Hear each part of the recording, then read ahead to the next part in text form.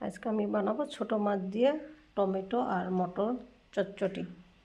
এখানে আছে পেঁয়াজ, কাঁচা লঙ্কা, এখানে আছে মশলা।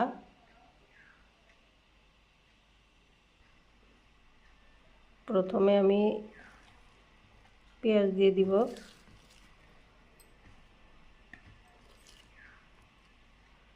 তার পিছনে দিব আমি কাঁচা লঙ্কা। এখন দিব আমি মিঠা তেল,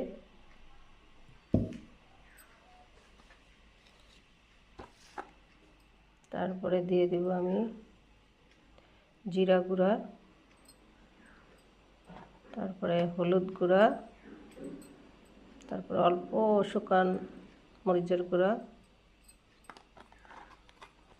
এখন দিব আমি নিমক।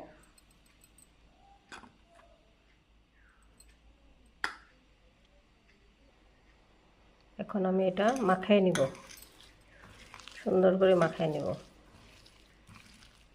এটা মাখানো হয়ে গেছে। এখন আমি দেব মটর আর টমেটো।